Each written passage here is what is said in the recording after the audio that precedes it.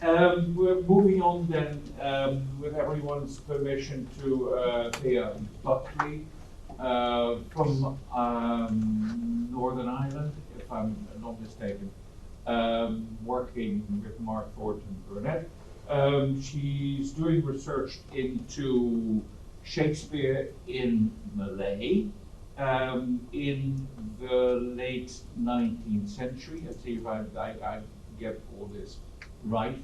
When I first looked at the abstract, I thought this was going to be a biological, a paper on biology, because, and then I thought it was maybe Lakoff and Johnson metaphors we live by, but it should become clear from the paper that it is about Shakespeare and the mode of appropriation and acceptance in India during the late 19th century. Yes, thank you so much for chairing this session. I'm just going to start my stopwatch, and thank you to our host, Waseda University, our conference organizers, Dr. Jessica Chuba, especially, who invited me all the way from the Shakespeare Institute and made this trip possible, and also special shout out to Tetsu Motoyama, if I'm getting that correct, who solved all my problems by many emails, about to which he responded instantly. So I'm super grateful to you and the conference team. And also thank you to the Lieberman Early Career Fellowship, who sponsored the research for this paper. Now there's a legend that Shakespeare was born in South India, declares one bystander interviewed for a BBC documentary in 2012, musing his original name was Sheshifa Iyer. Now, has the real Shakespeare suddenly been found in translation? Do not tell the Shakespeare Birthplace Center if so. For this spring, I took a guest there on tour, and we saw To Be or Not to Believe displayed in many languages. Now, as you may surmise, the first that hit my eyes was Avano Verde, which was in the Malayalam script. And spotting a Malayali hamlet in the wilds of Stratford upon Avon remains the highlight of the Shakespearean safari until we soon encountered the rare Sir Professor Stanley Wells in his native habitat. But our tour left me with a question, which this paper explores some answers. Why is it worth highlighting translations of Shakespeare into the Malayalam language? It is spoken by an estimated 96% of the population of my home state of Kerala, India, but only by 3% among the 23 official languages. It's true that the Birthplace's only Malayalam language edition is of Hamlet, not the one that you've just seen pictured, but a 1923 edition, which I will discuss later, by A.J. Parkin. But Malayalam translation started in 1866 with a comedy of errors. So I look at some answers to this question. First, contextualizing the translations as a process of not just linguistic transfer, but a recalibration of the equation of intercultural power dynamics. And also a tool of anti-colonial revolution and local sociocultural renaissance. And I look at the features of 3 very early other literary translations from the 1890s. Of Pericles, The Winter's Tale, and The Taming of the Shrew, looking at various strategies, and some intents of the translators that they state in the prefaces. And I look at these as inspired by the rulers and the royals of Kerala at the time. And I finally consider these alongside the 1923 Hamlet, suggesting ways in which a century later we can theorize their interrelationships and relationship to Shakespeare in intercultural translation. Yang Li Lan maintains cogently that the term intercultural can not only refer to new practices, but mark a changed attitude towards the old. And this occurs with many of the vernacular translations, including those I discussed here. They became a tool of Renaissance rather than colonial dominance. They promoted mass literacy, new ideas, and literary forms, Carolyn critic Vivi Manju goes so far as to use the metaphor from Malayalam translation of Shakespeare, borrowing the Brazilian Oswald de Andrade's cannibalistic metaphor for decolonial translation, and she calls it vampirization, which I thought was very funny after hearing the vampire paper yesterday. She says, weaker peripheral Malayalam culture, as she calls it weaker, devours the stronger, bigger Shakespeare tradition, thereby acquires its strength incorporating the native culture into the discourse of the translated texts. And normally, which I'll talk a little bit about later, is this text is actually Lamb's Tales from Shakespeare, which was very widespread and popular. Now, it's true that, like vampires, pre-independence Malayalam language translations of Shakespeare are rare and seldom see sunlight. Most translations that exist now were published after the 1950s elected Marxist state government carried out their mass literacy drive. And I've got some of these to show you quickly, but only 18 are listed, so there's a gap in the documentation. Only 18 are listed as recently as 2010 by Sangeeta Mohanty, and she doesn't mention some of these, like the comic books, which I adore. This is how I was introduced to Shakespeare originally, or even some of the more modern translations. And there's still other translations coming to light all of the time. One of the reasons is that these are inextricably linked to British colonialism, and the colonizer mandated that a copy of every single book published in the nation be deposited with the curator of government books in the capital of Madras. That was the capital for the South Indian region, and it is pretty far away distantly in geography from Kerala, but languages circulated all over. So several languages would be printed and published from Madras. However, the very tip of Kerala was never fully colonized. So some of these translations were not submitted to the British, and I think that is why they're still popping up. Nobody has documented or preserved them. And the British Library has a handful of them, some of which I have been unearthing with the help of the curator, Arnie Ilankubaran, who has listed these here for us, and has published a chapter in the book that has recently come out that I co-edited with Mark Foreman Burnett and the team, plug here for Women in Indian Shakespeares. It includes a table in the back of North Indian translations, but the South is still undocumented. Now these become linked into the literacy drive, which was anti-casteist. This is a quick slide to introduce you to the caste system if you're not familiar. As part of the drive to take Shakespeare away from the posh people, as someone talked about the other day, and present them to the masses. And another very key thing that happened here was that there was a social transformation that began, which is linked back to Shakespeare as literary forms and ideas.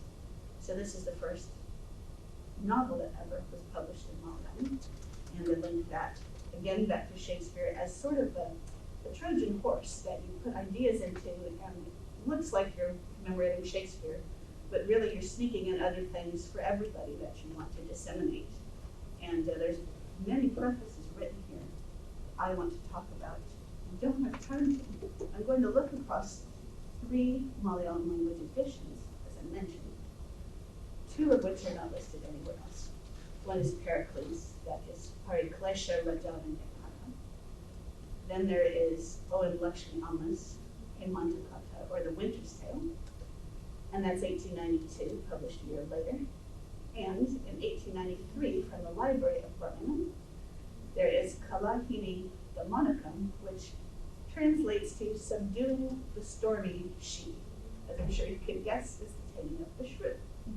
And I've looked at some of these individually, but not across them as emblematic of a cluster of pre-independence Malayalam Shakespeare, which became linked into the drive by the rulers to democratize and egalitarianize and decolonize and decastize their region. And it coincides with them opening out temple space, which was closed to some castes. They were the first region to ever do this. And this starts, you can see the seeds of Muhammad Ali's anti-caste drive also. So Shakespeare is fitting into this picture more as a tool than as something. They're not just doing it to show off their English. They're not just doing it to bring works to their people. They're doing it sort of subversively as a means of mass education and mass literacy. Now, very interestingly, their dedications show the difference here. And one of them is dedicated to Tirubikam Pur Kerala Varma, Valiakoya Tampura. It's a very long name for one of the local rulers. Another one is dedicated to Sri Martanda Varma, first Prince of Travancore. Now these are the regions where the British had not technically ruled. Others are dedicated to the British and these incredibly flowery terms. But it's very important to note right now that the royals themselves are translating Shakespeare. They're educated, and Raja Varma himself translates Othello. He translates it into Sanskrit, and it's really the last big Sanskrit translation we get, so that was sort of Latin in classical. Most of these were retranslations of Lamb's Tales. Now, Lamb's Tales was sort of a cheat sheet for anybody trying to pass a British exam, and it was the household edition of Shakespeare that you would have, and it was beautifully illustrated. And this is the notes. You can see what they're doing is taking notes out and making another guide to Lamb's Tales instead of really to Shakespeare.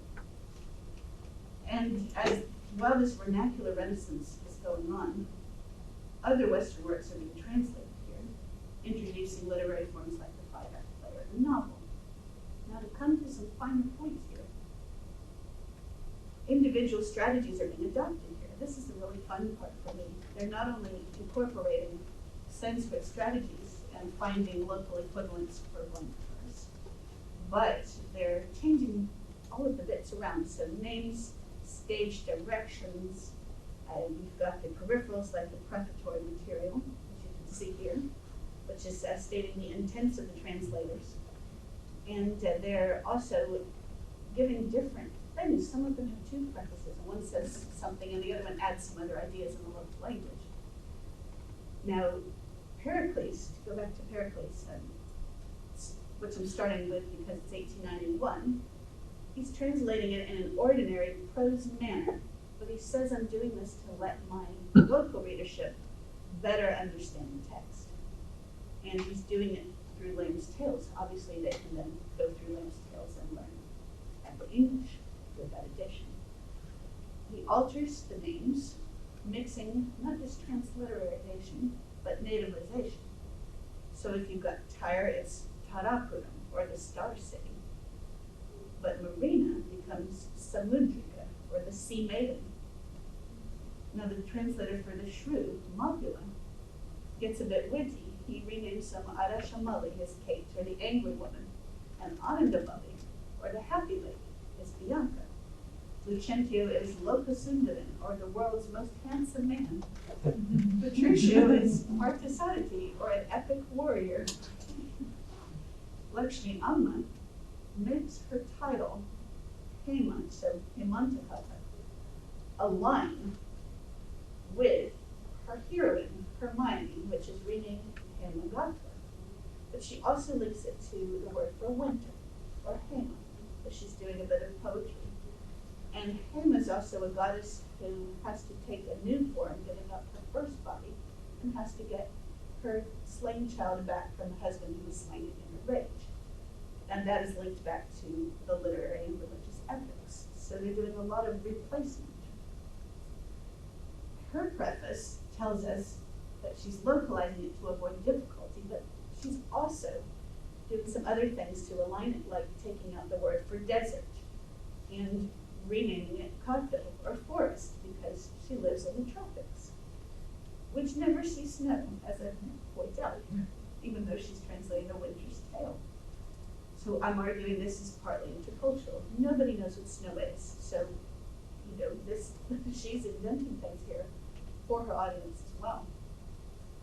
And in the other translations under discussions here, I maintain they're doing the work that E.A. Shankar describes, where translations and adaptations are major attempts on the part of one culture to come to terms with another, especially, he says, with a dominant culture like the British and Indian.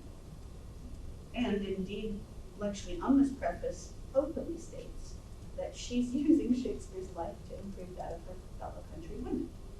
She's given a short life of the author to better inform her readership here, and also to compare him to their great playwright, the immortal Kalidasa of Shakespearean fame, who he's very commonly compared to.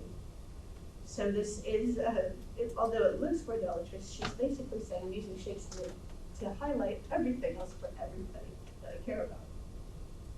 And a bit of gender comes in here, which I'm not going to talk about because I'll talk about it in a different chapter, but she's the only female translator that we have found really writing before Great Independence. And it was mislabeled and hidden in a box for years, so nobody has ever written about this. My favorite is Mopula's Shrew, which I have got some photographs up for you here on the desktop. This is Kalahim Demonicum. It pays tribute to the translator's own region's sights, sounds, tastes, and smells. When Parthasarati woos Adishamali, he shortens her name to Mali, or flowering jasmine. He nativizes puns, which Jessica was mentioning, which I'm a massive fan of. And there's a whole punny part, like where they originally woo, and there's the puns about the bing, sting. Is it not showing you? Right, I'm so sorry. Maybe you can fix it and we can see it. But I will tell you about this puns here. Part where they're having their initial battle of wits and talking about the bee sting, he turns it into puns on sugarcane and sugarcane liquor. So he recites her a sonnet-like poem or shloka. She says it's too syrupy. He said, that's because my mouth is full of sugar cane. And she says, okay, sour it, put some coconut, make liquor. And you must be drunk on the coconut liquor.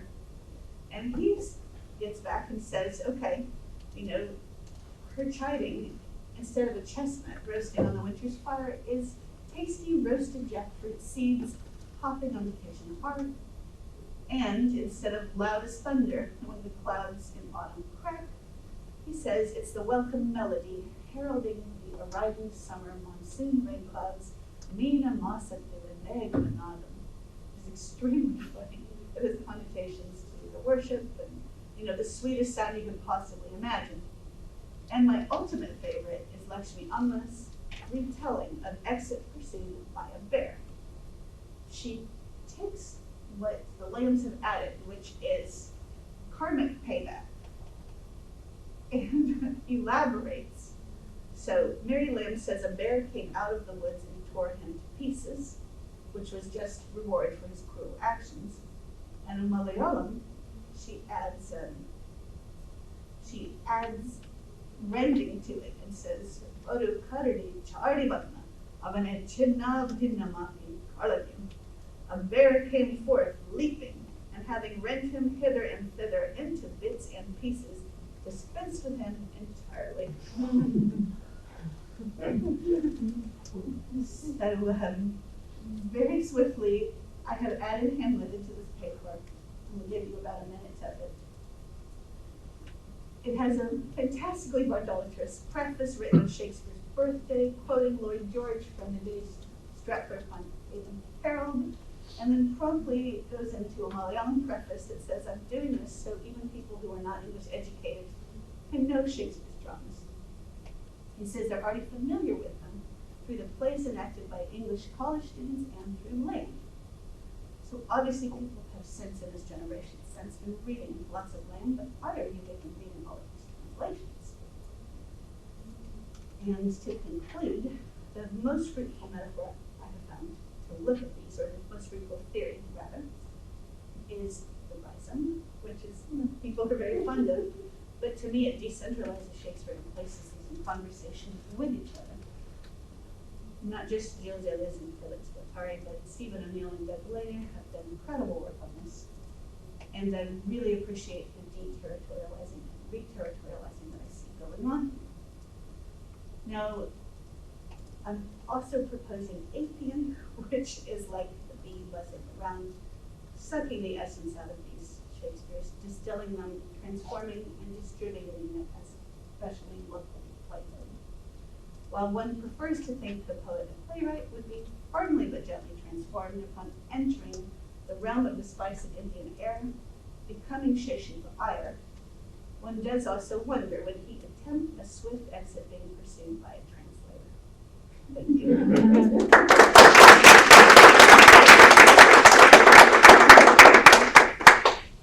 Thank you, Thea, for your paper, but maybe even more because I got a little nervous when you were overemphasizing that for sticking to the time limit so well. Thank you. Questions later. Yes, please. Okay.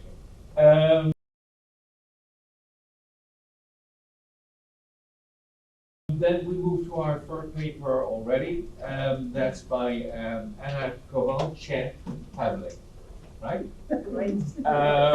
Who is from Poland, is currently working in that place whose name is difficult to pronounce, but you have to go there. It's not only the birthplace of Arthur Rubinstein. Yes, and Iron Eldridge. And Iron Eldridge died there, so all kinds of things happen there. And you're working there, so that makes for a nice little complete set. The University of Łódź. Wow. Right? 3 diacritic marks. I mean, like Michael, I spent a week there lecturing all over the place, but so one gets it. You are going to speak about 19th century Poland in its intellectual context, its aesthetic context, and moving on to the political context of Polish independent nationhood with a focus on the Thames. Yeah, but rhizomes and burskins are also going to be there. So. Yeah. Right. So I'm going to be as quick as possible, but I'm going to start with decentering English, and I'm going to read to you a brief quote from Polish philosopher / literary critic Tadeusz Sławek, who writes about the stereotypical notion of translation and the figure of translator. As stereotyp tłumacza to wzór zachowań sługi wobec Pana, Kalibana wobec Prospera. Tłumacz zostaje podbity przez autora, nauczony jego języka, a dyscyplina nakazuje mu wywiązywać się z narzuconych zdań. I'm sorry, but I had to do it. You know? So the stereotype of translator's model of a servant behavior towards the master, Caliban towards Prospero, uses a figure. Of Caliban that interests me here today. The translator is conquered by the author, taught his language and discipline, requires them, I consciously use that pronoun, to follow the sentences imposed onto them. Right, so that is an introductory motto, I think, to what I would like to discuss today. And I would like to start by a brief kind of nod to work which I consider very important for our discussion today, Translation and Rewriting in the Age of Post-Translation Studies by Edwin Gensler. Edwin Gensler uses the term post-translation, which was coined by somebody else, by C.D. Nergard and Stefano Appolini, to discuss literary translation in the 2011 issue of Translation the Transdisciplinary Journal. So the term of post-translation is used by the three researchers to kind of retroactively address the transformation occurring in the field of humanities, previously addressed as the translation turn in cultural studies, or creative turn in translation studies, or just as Susan Bastman-Smith has written recently, the outward turn in translation studies. So basically, the attempt to move outside, right, to decenter translation studies. So this is also something that I will be trying to do here, to talk about translation from a periphery, not only a geographical periphery, because Poland is a country, well, we probably call ourselves Central Europeans, right? But in the Western imagination, I think we are located elsewhere. So Gensler at Consortis underlined that the concept of post-translation should be used as a methodological tool in what should become the basis of transdisciplinary research, constituting the dawn of a new era founded no longer on polysemy, but rather on the radical openness of active translation. But then post-translation as a method or an approach, translation itself becomes a meta-concept or an umbrella term for adaptation, rewriting, and other phenomena of serial nature, something that we have already discussed in so many coffee breaks. The outcome of such a methodological volta or tables turning is supposed to be the liberation of translation from the shackles of the exclusive attachment to the original, a consideration of so much more than purely linguistic equivalence, and consequently freedom. I'm using freedom and liberation here very consciously.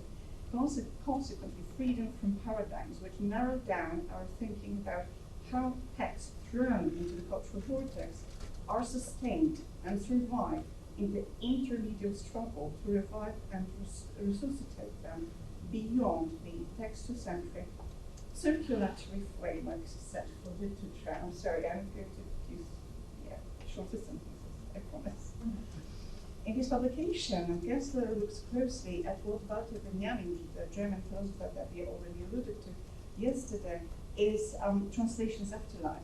These would, however, be not only the interlinguistic translation series, but also examples of the ghostly existence of ontology, right, of translations in the rhizomatic network of intermediate references.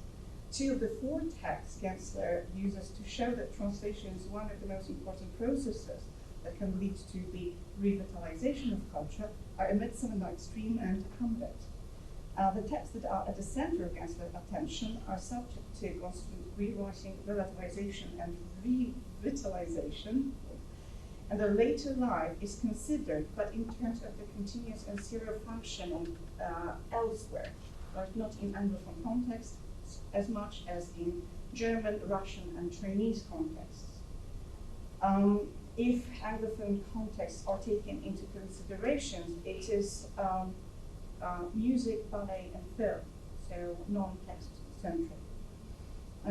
This is done in accordance with the basic assumption, which is included in this passage number 1. Post-translation studies looks at the complex movements of texts, not just from source to target, but to target and beyond, west to east, north to south, linear to non-linear, text to images, and forward, in time and space, through numerous languages, cultures, and genres, and I would also add disciplines. Importantly for the decentering approaches to reading, Gensler highlights that the transformation involves a substantial change which does not rely on the reproduction of the hegemonic Anglocentric order, but rather a struggling or coping with that order, which is the sine qua non of minority culture's existence. Right? Peripheral literatures, if you want to adapt Itamar Ibn Zohar's terminology, can survive only by coping with English and surviving it in a way. So Gensler turns to German and Chinese reception of Shakespeare, which is not new, but his attention is focused on the local stagings, which points to the very important fact that we need to look beyond one sphere of cultural contact and shape something that is more of an intercultural space to be able to speak kind of intelligently about the cultural encounters. Right? So it is not one-to-one encounters, it is a dissemination that happens in many places and in many languages. Translation, whose cultural existence and cultural existence goes beyond the boundaries of one language, as it is absorbed and disseminated through a series, through repetitions, reiterations, refractions, is the crucible of cultures in their international, transnational functioning, becoming thus a risky experiment, a curriculum, a threat. By risking going outside, right, the outward turn, beyond the boundaries of the mother tongue, we run into the danger of coming into contact with the wondrous and the monstrous. And now, as there is no better monster than the delicate monster of the Tempest, I turn to Caliban to think about how you can read using translation as an act of interpretation. In order to demonstrate the risks and the dangers of performing contingent post-translation readings, I look at the Tempest in Polish 19th century translation and to a somatic reading, or rather my reading of a somatic reading, which is a dissection report. So medical fetus, which I discovered by chance when looking at one of the translations in question, which shows the time and the place of publication of my primary source material. So it is contingent readings of two texts that I just came across by accident. The Tempest in Polish exists in 12 versions, 5 of which were written in the 19th century, 3 of which were published at that time. What I found interesting is that in the critical commentaries to Shakespeare Caliban, written early in the 19th century, what I found interesting is that in the critical commentaries to the Tempest, Caliban, one of the secondary characters after all, assumes a special significance, possibly owing to some ambiguous ontological status blurred both in the stage directions and in the text. Right, so Caliban kind of stressed a continuum between primitive humanoid creature, a deformed slave, irrational beasts, right, and human monster. This is something that we all know. The abundance of metaphors and context used by the characters trying to describe personas is a rich source from which successive generations of theatre directors have drawn. At the same time, however, in translation, these terms undergo transformations which stabilize or destabilize what it means to be human, moral, orderly, healthy, non-disabled. So monsters and their reproductions, speaking of monsters, this is a huge quote which I'm going to kind of go through very quickly. So this comes from main drama theories in Polish literature, written towards the very beginning of the 20th century, where the theatre critic of Chmielowski looks back at the time when Romanticism became the kind of most important current in the region that we are talking about. And he says the follows: in the years 1830, 1831, Warsaw saw the publication of famous works that our authors have willingly referred to when it comes to ancient tragedy of Shakespeare and Calderon, as they provide first-hand information about them. These are the works of the Schlegel brothers, right, both of them. The most eminent among the Romantic critics. It is from that moment on the followers of pseudo-classicists had to keep silent, and if only occasionally a Neruda such as Hilary Zaleski, upon publishing his drama, rose loudly in the defense of the rules, right, neoclassical rules, ridiculing the unfortunate creations or rather miscreations of Shakespeare and Calderon.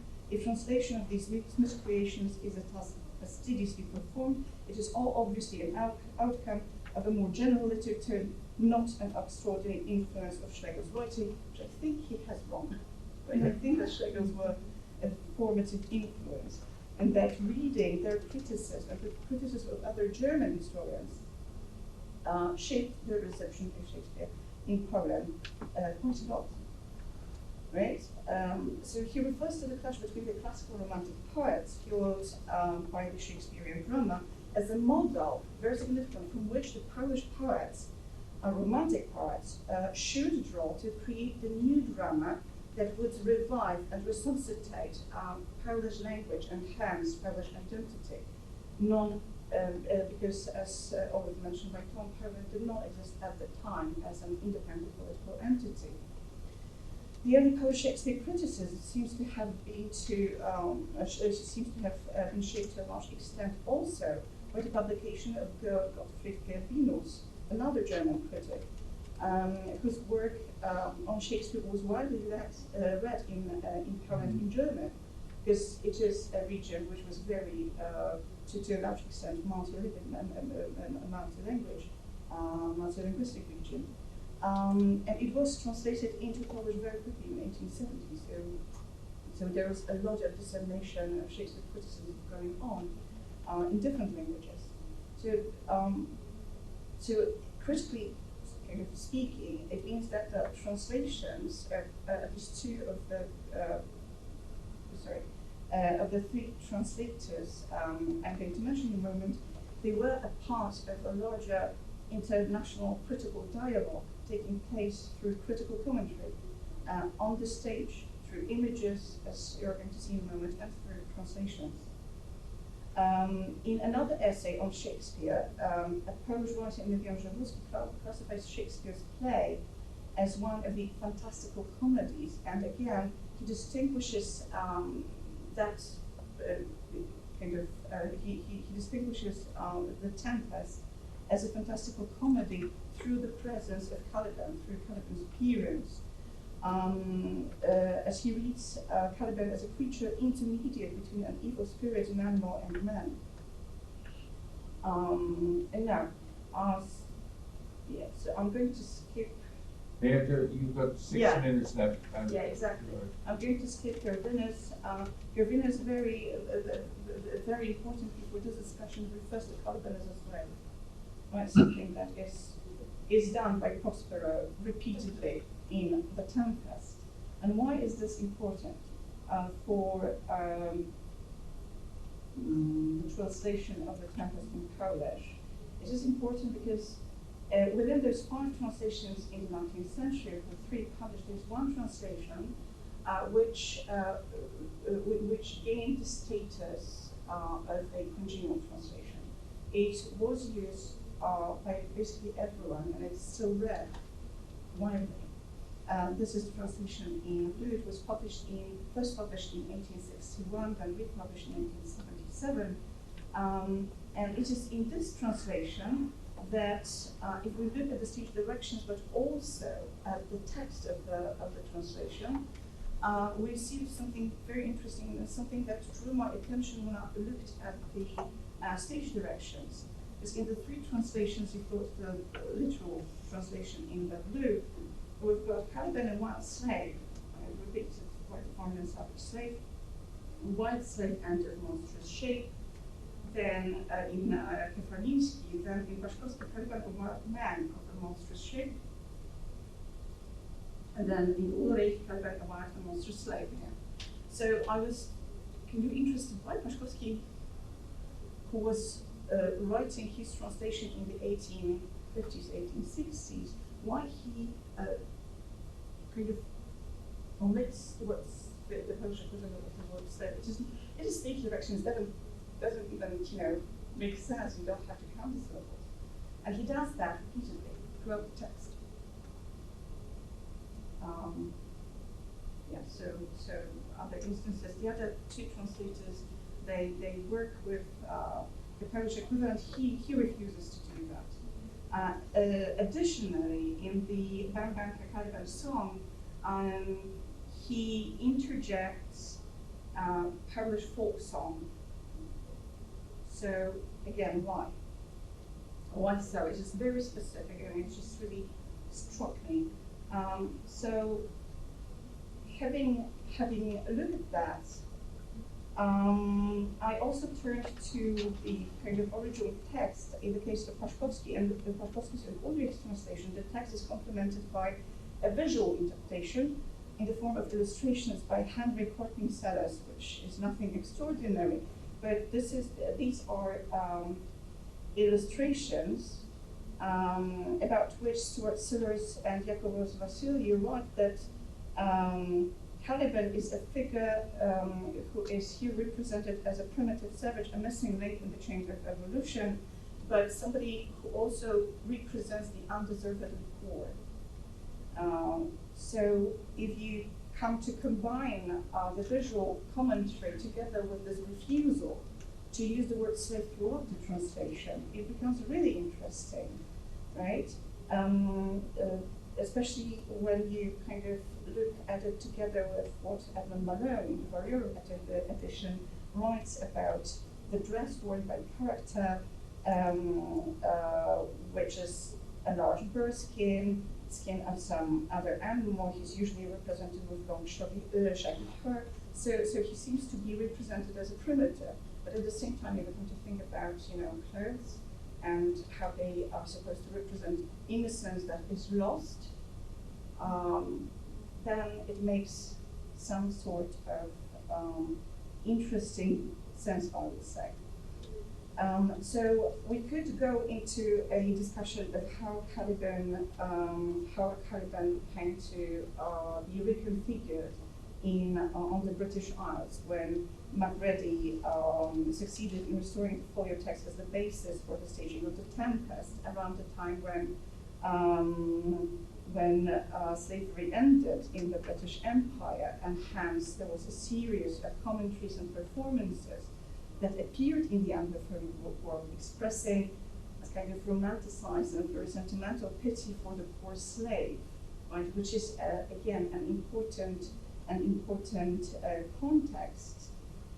But this micro-analysis of the three translation excerpts seems to suggest that there is also something going on in the Polish kind of corner of the world with the refusal of the word slave. So this allowed me to think about the traces of the emergence of the romantic notion of freedom, emphasizing equality of individuals. And the refusal to use the word slave in the translation effectively leads to a change in the socio-economic status of Monsieur Monster as prosperous rebellious servant, but not a slave. So is this the act of quiet quitting by Paszkowski? A trace, sorry, I had to use this phrase, yeah? A trace of the sympathy for the plight of the American slaves, expressed by a number of Polish travelers to the US around that time, and widely distributed by the Polish state. Or might it be the evidence of the translator's own rebellion, against the anthropocentric etymology of the term slave, derived in OED and still present in OED from the Latin sklavos, a term meant to denote a slave of Slavic origin.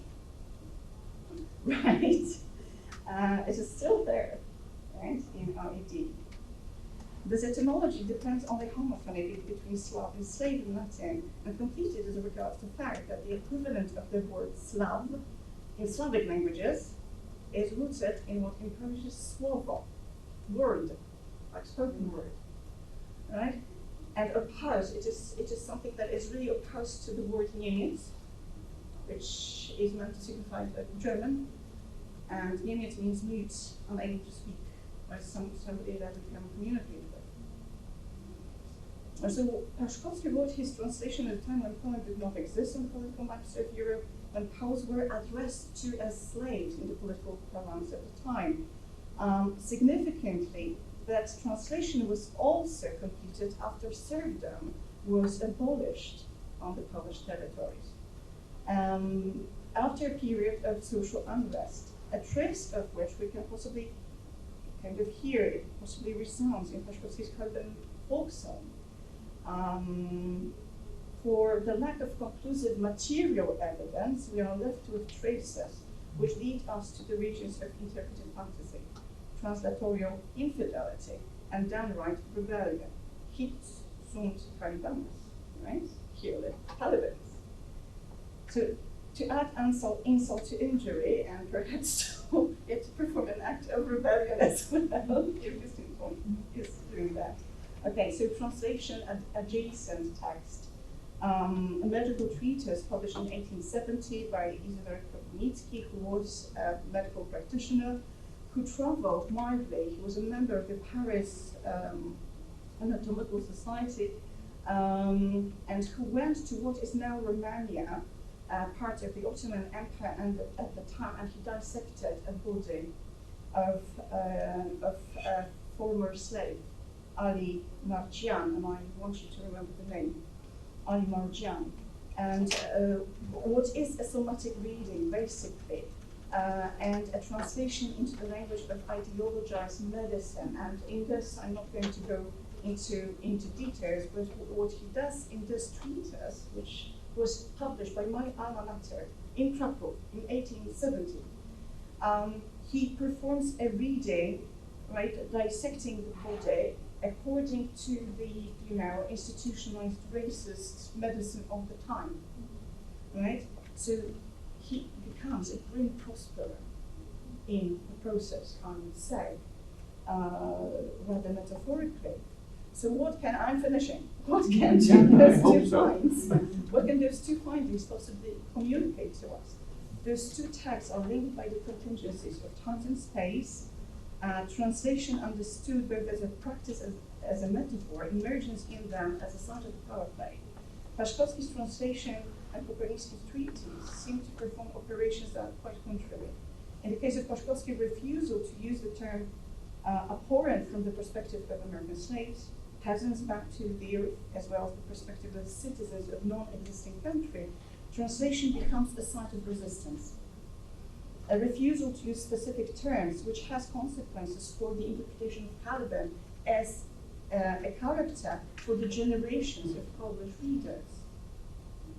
Paszkowski seems to distance himself from the text by his refusal to use the equivalent of the word slave, disobeying the tenets of fidelity, which is surprising in the 19th century, and creates a potential of looking at the Tempest as a social commentary that reframes Caliban as a freedom seeker. Well, Kopernicki's outrageous treatise, in this case, the translatorial task relies on rendering the unscrutable body of the other transparent to the scrutinizing gaze of the medical interpreter. But it fails in assuming an absolute control of the body, which is anatomized, but it's not anonymized. Inadvertently or not, towards the beginning of the dissection report, we are given the name of the deceased, Ali Marjan, and that changes the rules of the game. Having read the text, which performs a medicalized ideological somatic reading, You're not leaving time for questions. Sorry. We're nearly past time. Could you round this off, please? So the objectivizing Eurocentric perspective is lost, and the fact that names of resist death, dissection, and inscription, right, is a ghostly reminder that for a translator to become subservient to an ideology is to become a slave. That's it. Thank you for that. Some people are leaving. This is, of course, the result. But thanks for that paper, which I think is fascinating in lots of ways, but vast in scope and resonance. So I completely understand. But we are going to have questions, I hope. So please, who would like to be the first? Was that a hand? Yeah, it was. Go ahead. Thank you very much to all three of the presenters. Really, really fascinating stuff. Teo, if I could ask you, so when you were talking about, because I was just really struck with the influence of the Lamb's, tales from Shakespeare, perhaps more obvious in the colonial context, but in China it's very, very similar. First kind of really influential kind of translation of Shakespeare was kind of loose translation of the Lambs as well. So I just wondered if you could say a bit more about maybe what influence that's maybe had on the subsequent reception and dissemination of Shakespeare in Malayalam and maybe other Indian languages? Yes, so Malayalam, which is actually a different language from Malay, which even though the names are so similar, it's its own language. I'm finding that the Lamb's tales are being translated all across. So I had to remove some content from this because we only have 20 minutes. And to give an overview wouldn't fit in there. But the British Library has I was working through, for the book we just did, all the Lambs, and every language almost translates Lamb, and some translates all of the 20 plays they translate. It's so easy. They're in prose, they're abridged, they're family friendly, you know, they're bowdlerized. And every single Indian academic I talked to has had an illustrated Lamb's illustrated edition, and most of it goes back to the 1800s. So they're all reading Shakespeare not in the original, unless they have to. They're reading the Lambs in English, and then someone translating Lamb in translation. I think that's why these are all literary translations, and the drama comes in later. And I don't know if I've mentioned it, but Kerala, my state, has 100% literacy, which is linked to all of this Marxist and communist ideals of everyone receiving the written word. So not so much staging, it started with the writing of the text. Does that help? It does, yes. And everyone in Asia is writing with Lamb. There's many articles. Thank you so very much, everyone. Quickly, I think, can I ask a question for each of them? Starting from you, which explicitly stated that those essays were actually selected from the original and the three were excluded because of the reasons you have said, or are you just thinking this was a possibility why they were excluded? And because I was thinking also that perhaps could it be that the translation came before, was published before the original? Could it be that you were in the process of writing those three when the translation was actually published? That is why they were not included? Yeah, you're referring to Elsa. But all of those essays were already published before in a yearbook. Okay. And then the English translation he selected essays from those yearbooks from like 12 years of yearbook. He selected some essays he thought were interesting for the English readership. And then 3 years later, he decides to publish a German volume, but then he kicks some of those out and includes others, but mainly still basing on the selection he did for the English volume. But all of them were published already. He didn't write them. Thank you. Thank And you. then please, I don't know whether you realize this idea of how, I just want to know how did they negotiate between the character's name and trying to deal with the original, at least in the kind of role they play in the text, and then in their own understanding of their own cultural values. How do they negotiate, for example? Or if you find something like some of my Shakespeare teachers were saying that maybe sometimes you have Satan in Macbeth, for example. Yes. So it's related to Satan. Kind of, is there that kind of negotiation? So Macbeth is extremely popular, and I've never seen it Satan. I've never seen it. They just don't use that very obvious pun that I feel Shakespeare is making. Most of the time it's giving local names, so there are some puns, but the Hamlet, for example, retains all the names. So he translates Irving and Marshall's acting edition instead of Lamb, and he keeps all of the British names. And I'm still looking at why. I need to go read the Hamlet, I need to find out what they're doing. But others are privileging their own culture. And I say it's for the readers, but I'm starting to wonder how many meanings are encoded in that only locals can understand and relate to. So it's sort of like a roadmap to their own culture and literature, included within the Shakespeare layers of text and what they're doing with Shakespeare.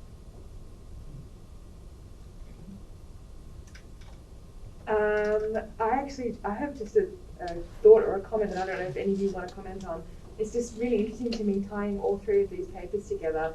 I just keep noticing the power of piggybacking on Shakespeare. And so often that's talked about as a negative thing, that Shakespeare is just this vacuous kind of empty vessel that carries all of our culture's ideas. But to me, I'm just seeing the power of that in all three of your papers, and the possibility of it. I don't know if you have any thoughts on that. Yeah, maybe in the case of Malane, your paper I think would benefit from emphasizing that, even because you're trying to marginalize, let's say, the Oedipal quality or bardolatry or iconoclasm, whereas when you have Kalidasa, the Indian Shakespeare, there's very clearly a framework of Shakespeare and cultural nationalism there already. Yeah. So I would set it off in order to make the uniqueness of what you were describing stand out even more. It's excellent feedback. I'm making a chapter out of this. And all the Kalidaso is there for the Amazing. taking, right? Yes, Kalidasa is actually writing in Sanskrit, so they like to parallel in Shakespeare. Exactly, yeah. Yeah. But maybe I have a question also for Carmen, maybe. And I was thinking about, let's say, you from your, let's say, Austrian German perspective, you were doing translations mainly, not just from German into English. Yeah. Now, first there, that's just one question to consider. It is to what extent ought one to present that within contemporary cultural context of, say, Victoria and Albert and the German craze and the Germans as the great party present 1864 at the Stratford feast when they were, you know, I did that work on Wagner, and that's of course when all this. So there is something in Anglo-German relations which facilitates the direction that you chose. I mean, that's one thing that maybe you want to say something about a German craze, and then maybe something about the impact of these translations on the cultural world later. Because I remember Elsa, not only from the grave that I stumbled on the island in Venice, where he's buried, but in Furness, in the Merchant of Venice Variorum, he keeps using the available, I mean, he's translating himself too, but he's using precisely that stuff that's available. That's the second thing you might want to say something about the impact. And the third is, you're talking about it and translations into English, but there's this tradition in England, or in the 19th century, of cosmopolitan islanders, of the English not being monolingual, but actually doing the dirty historical work for Europe, meaning like Carlyle writing the history of Frederick the Great, or writing the history of the French Revolution. They were sitting in the European libraries doing it, and there's been a shift away from that towards the monolingual English. So that's another cultural tradition which I'd love to see somewhere in the margin. Could you reflect on one of these? One of these. Well, you know, because people do have appointments. One sentence about every. Well, what do you like? I mean, I'm not editing. Well, the German craze, I would say in the 1860s and such, I would say the 1860s were a peak of that. But I think the main facilitator was really Schlegel. After Schlegel, many German critics who were actually came before were more original than him, actually were only translated afterwards. Then there's Kant, and then there's an increase in the reception and translation, and there's a peak in the 1860s where more and more people also started to learn German, so translations were then actually less necessary than they were earlier. There is that marvelous moment where, what's his book in English, on women characters in Shakespeare? Heine.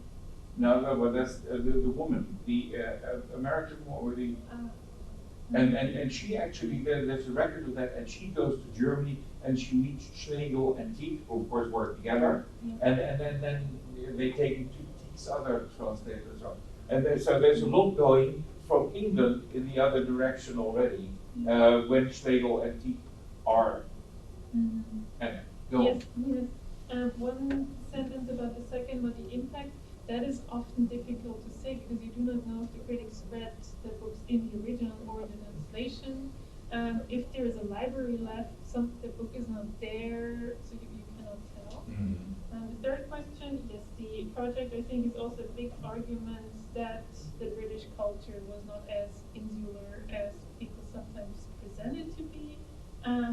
And specifically, Shakespeare criticism was a very international phenomenon, also connecting countries on that level. Yes. Well, I'd love to go more. Any further questions that we may want to put? I have one about. Question for you or me? Yes. I found it very powerful that you were linking slave to the Slav word and the lack of a voice, because to me, all of these translations go back to what Jessica talked about yesterday. How we can find out what's not said and what's said, reveal the assumptions of the language. And to me, translations are finding a voice for people who Shakespeare's not speaking for, and they're finding a way to make him speak. Would it make sense, Anna, to, since it is Slav and it's not only Polish, to check with our European Shakespeare friends what the translation of The Tempest is across Central Europe? Oh my goodness. Well, No, I'm here just to we cover are- your behind. we have come up with a seminar on the Tempest in Central and Eastern Europe for European Shakespeare Research Association in Budapest next year. Okay. So hopefully it's going to You come see what I up. mean? Because Yes. it would have occurred to other literary translators too, Yeah. that there's a history and something current. Very much so.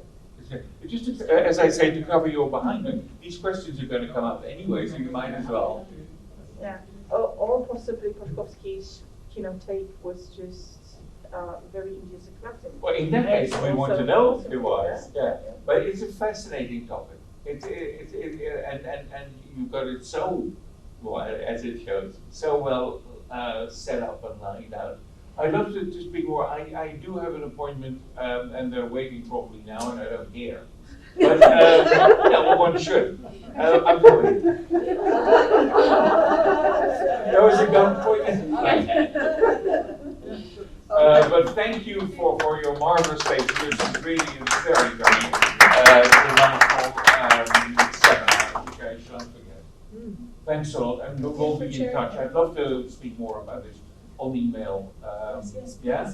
please. Okay, thanks a lot. Thank you.